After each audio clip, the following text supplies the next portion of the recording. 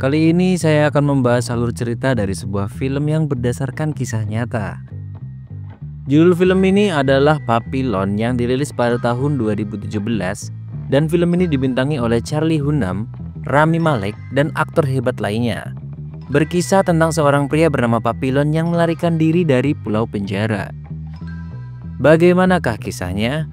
Jangan lupa like dan subscribe sebelum menonton dan jangan lupa nyalain lonceng agar kalian gak ketinggalan video terbaru dari kami. Oke, tanpa perlu berlama-lama lagi, kita mulai saja alur filmnya.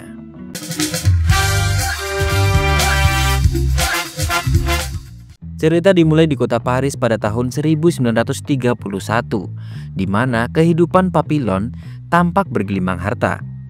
Ia baru saja berhasil mencuri berlian setelah membobol sebuah brankas bersama kelompok kriminalnya.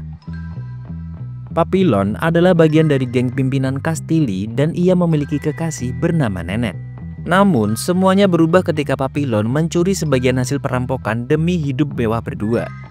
Tanpa diduga, salah satu rekan kerja Papillon mengkhianatinya dan memberi laporan pada bos mereka. Mendengar laporan itu, Castelli murka dan menjebak Papillon dalam kasus pembunuhan palsu. You know him, right? Papillon pun difitnah sebagai pembunuh Roland Legrand dan langsung dijatuhi hukuman penjara seumur hidup. Padahal sebelumnya ia punya mimpi indah ingin hidup bahagia bersama Nenet yang ia cintai. Meski kecewa dan marah, Papillon berusaha menenangkan kekasihnya yang terpukul oleh keadaan. Ia berjanji akan menemukan cara untuk melarikan diri dan kembali menjemput sang pujaan hati. Kala itu, hukum di Prancis masih menerapkan sistem pembuangan tahanan ke koloni asing. Mereka yang dihukum seumur hidup akan dikirim ke pulau terpencil sebagai budak sampai ajal. Setibanya di kapal pengangkut tahanan, Papillon mulai mengenal beberapa orang yang punya tekad serupa. Salah satunya adalah pria bernama Louis Degas. Mari kita sebut saja dia Degas. Seorang pemalsu dokumen dan surat obligasi. Papillon melihat Degas sebagai peluang karena kekayaan pria itu bisa membantu pelarian. Namun Degas awalnya menolak karena yakin istrinya akan membantunya bebas lewat jalur hukum. Segalanya berubah saat Degas menyaksikan tahanan kaya lainnya dibunuh secara brutal di penjara.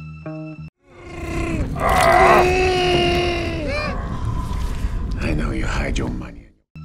Ketakutan membuatnya berpikir ulang dan akhirnya menerima tawaran perlindungan dari Papillon. Degas menyetujui kerjasama. Ia menyediakan uang dan Papillon menjadi pelindung pribadinya. Mereka pun mulai menyusun rencana untuk kabur setelah tiba di tempat tujuan. Sesampainya di pulau penjara, Papillon dan Degas langsung mencari celah untuk meloloskan diri. Teman mereka sempat berpura-pura cedera agar bisa keluar dari area pengawasan, namun gagal total.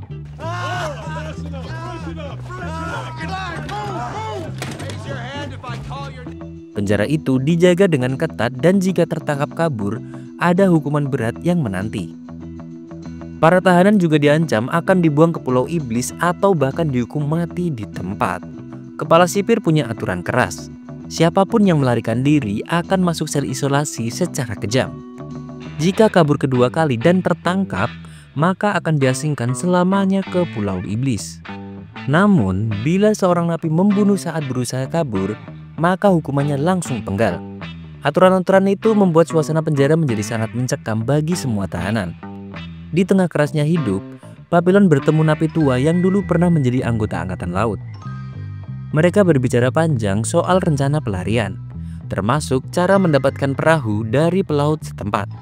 Di tempat yang berbeda, terjadi keributan di kamar mandi umum saat beberapa rombongan napi ingin membunuh Degas diam-diam.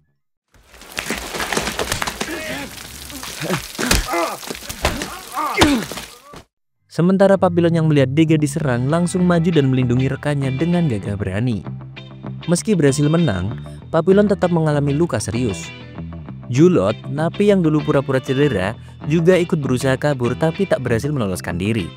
Julot pun nekat membunuh seorang sipir yang menghalanginya demi menyelamatkan rencana pelarian. Namun perbuatannya melanggar aturan ketiga yang tak bisa ditawar. Hukuman mati menantinya.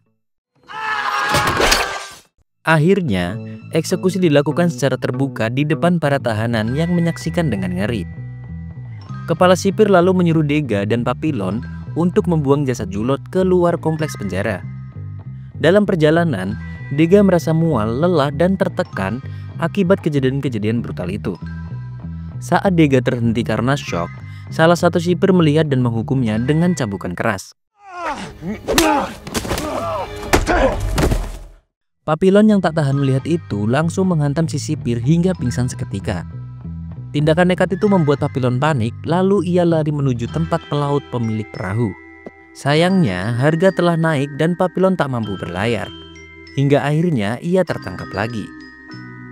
Akibat percobaan pelarian yang gagal, Papillon dihukum 2 tahun di sel isolasi sendirian, dalam kesepian dan gelap total. Hari-hari Papillon dipenuhi keheningan dan rasa lapar mendalam.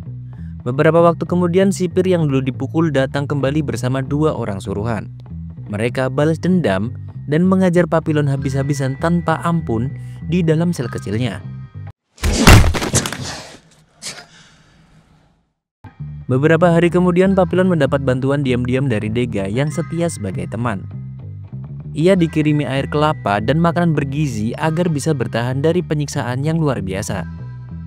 Papillon pun mulai melatih fisiknya secara diam-diam di balik sel, demi rencana balas budi ke Dega. Ia ingin membalas kebaikan sahabatnya itu dengan cara menyelamatkan dari kehidupan penjara. Suatu ketika kepala sipir datang dan bertanya siapa yang mengirim makanan ke sel Papillon. Papillon tetap bungkam, membuat sipir curiga namun tidak mendapat pengakuan apapun darinya. Beberapa hari kemudian kepala sipir datang lagi dengan membawa makanan dan menanyakan hal yang sama kepada Papillon. Namun jawabannya tetap tak berubah. Papillon memilih diam demi melindungi Dega dari bahaya. Melihat Papillon mulai lemas dan tak bergairah, kepala sipir berpikir ia sudah menyerah total. Sipir pun mencoba memanfaatkan kondisi itu untuk mengorek informasi dengan cara licik. Karena Papillon terus bungkam, akhirnya selnya dibuat gelap gulita dan makin menyiksa jiwanya. Makanan buruk pun diberikan setiap hari, membuat Papillon makin menderita secara perlahan. Dalam kondisi tersebut, Papillon mulai mengalami halusinasi dan mimpi tentang kampung halamannya. Ia membayangkan kembali kenangan manis bersama nenek yang dulu ia tinggalkan di Paris. Setelah 2 tahun penyiksaan, Papillon keluar dari sel dalam kondisi mengenaskan dan sangat lemah. Sementara itu, Dega masih hidup dan kini dipercaya sebagai juru tulis oleh kepala sipir penjaga. Dengan jabatan itu, Dega memiliki akses terhadap pintu dan kunci di berbagai bagian penjara. Mendengar Papillon telah keluar dari sel isolasi, Dega datang menjenguknya dan merasa sangat bersalah melihatnya. Namun, ternyata semua itu adalah trik Papillon, hanya berpura-pura gila agar tidak dicurigai lagi. Ia ingin menunjukkan pada sipir bahwa dirinya bukan lagi ancaman yang patut diawasi ketat. Mereka pun kembali berdiskusi dan Dega memberitahu soal rencana pemutaran film oleh para sipir. Bagi Papillon, acara itu adalah momen emas yang bisa dimanfaatkan untuk menjalankan pelarian. Papillon kemudian mengajak seorang teman sesama narapidana yang dirawat di rumah sakit, yang bernama Matur. Tapi kita sebut saja Matu. Kepada Matu, ia menawarkan rencana pelarian yang berani dan penuh resiko tapi penuh harapan. Jika Matu mau membantu, peluang untuk keluar dari penjara akan jauh lebih besar. Rencana ini pun perlahan disusun dengan hati-hati dan mulai mendekati eksekusi nyata. Mereka kemudian menemui kembali teman Papillon yang seorang mantan pelaut dan sepakat bekerja sama. Tim kecil mereka sepakat bahwa mencari perahu adalah langkah paling penting untuk kabur. Sementara itu, Louis Dega menyelinap dan mengatur kunci-kunci penting yang bisa membuka rumah sakit. Dengan akses itu, mereka semua bisa bergerak lebih leluasa saat malam pelarian tiba. Beberapa waktu kemudian, Dega mencampurkan obat tidur ke dalam minuman untuk para sipir. Begitu waktu pelarian tiba, para penjaga tertidur lelap dan suasana penjara menjadi lengang. Matu bertugas mengalihkan perhatian penjaga dan aksinya berjalan sangat mulus pada malam itu. Sementara itu, Papillon dan Matu berhasil keluar dari rumah sakit tanpa hambatan apapun. Namun, rencana mereka sedikit berubah ketika hujan deras mengguyur seluruh kawasan penjara. Penonton film bubar dan berlarian mencari tempat berteduh, membuat pengawasan jadi longgar. Bahkan, listrik sempat padam sejenak. Dan itu kesempatan emas untuk bergerak lebih jauh tanpa terlihat. Dengan cepat Dega dan yang lainnya mencoba memanjat tembok penjara untuk melarikan diri. Saat Dega hendak melompat, tangannya terpeleset dan ia jatuh menghantam lantai dengan sangat keras.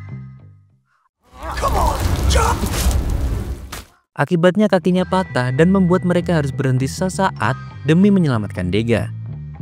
Ini si Dega malah jadi kayak si Dontol versi dunia nyata anjir. Adit, tolongin Dit. Adit, tolongin Dit. Adegan pun berpindah saat keempatnya sudah berada di atas perahu. Ternyata perahu mereka kemasukan air karena muatan terlalu berat untuk ukuran kapal kecil. Melihat perahu mulai tenggelam, si mantan pelaut berniat membunuh Dega agar mengurangi beban. Ia ingin tubuh Dega dibuang ke laut supaya kapal mereka bisa tetap mengapung lebih lama. Namun Papillon segera menyadari niat jahat itu dan langsung bertarung untuk melindungi temannya. Perkelahian pun pecah di tengah laut dan akhirnya si pelaut tewas dalam pertarungan mematikan itu.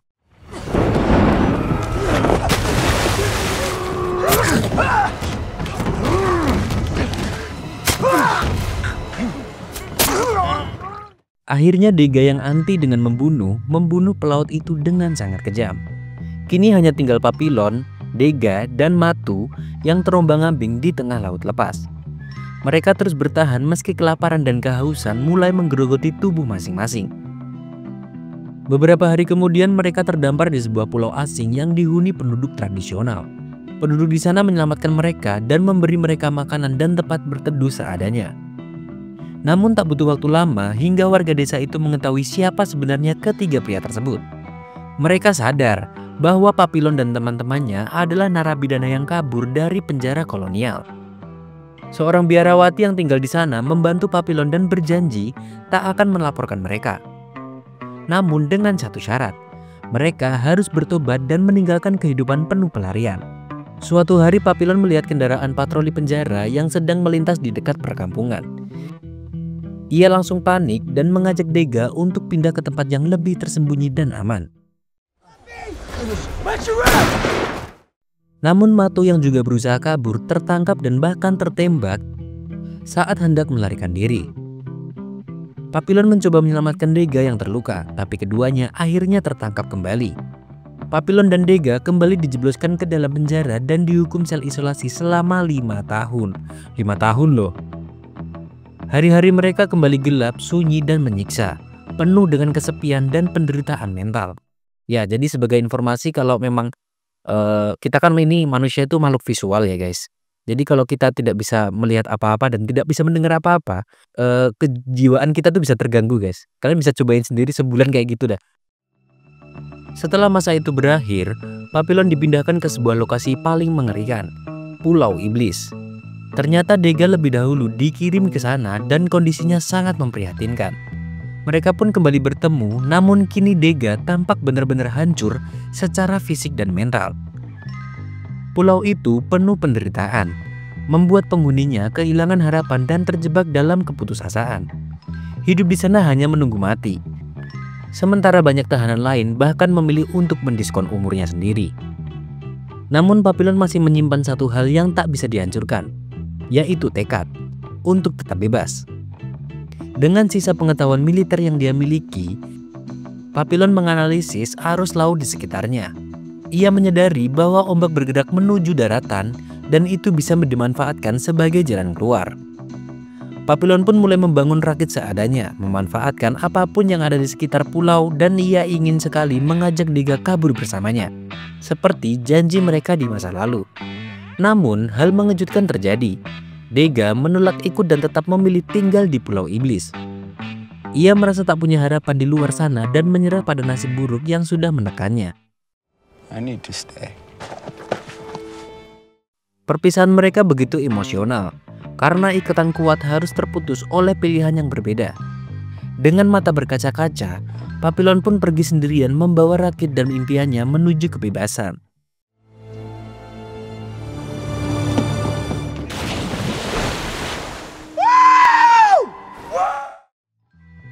Tahun demi tahun pun berlalu, dan waktu akhirnya membawa kita ke tahun 1969, di mana Papillon masih hidup. Kini, ia telah menjadi pria tua yang tinggal di Venezuela sebagai warga negara yang bebas dan mandiri. Setelah bertahun-tahun bungkam, ia akhirnya memutuskan untuk membagikan kisah hidupnya yang luar biasa. Ia pun melakukan perjalanan ke Prancis untuk bertemu dengan seorang penerbit yang mau mendengarkannya. Papillon menceritakan semua luka, kenangan, dan pelariannya dari neraka bernama penjara kolonial itu. Bukan untuk membanggakan diri, tapi agar dunia tahu perjuangan dan harga sebuah kebebasan sejati. Cerita itu lalu diterbitkan dalam bentuk buku dan akhirnya diangkat menjadi film yang kalian tonton sekarang. Kisah Papillon menjadi simbol bahwa keyakinan dan keteguhan bisa melawan segala bentuk keterbatasan. Dan film pun berakhir.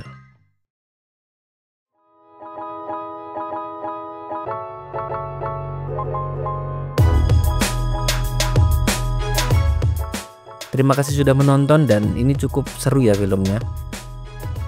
Dan pesan yang bisa kita ambil dari video kali ini itu sudah disampaikan di akhir tadi video. Kalau keyakinan dan keteguhan bisa melawan segala bentuk keterbatasan. Nah, dan di semua perjalanan itu kita melihat jika semua perjalanan si Papillon tadi itu bersama dengan sahabatnya yang luar biasa ya, sangat teguh hatinya. Jadi jangan lupakan sahabat kalian, dan kalau bisa kalau kalian berantem jangan sampai kalian itu sampai putus hubungan lah. Jadi karena sebuah masalah kecil, apalagi masalah sepele gitu ya, lebih baik kalian saling memaafkan meskipun kalian tahu kalian tidak salah. Jika memang sahabat kalian itu orang yang baik, mereka pasti akan memperlakukan kalian dengan baik juga. Saya Julu undur diri dan sampai jumpa di video selanjutnya.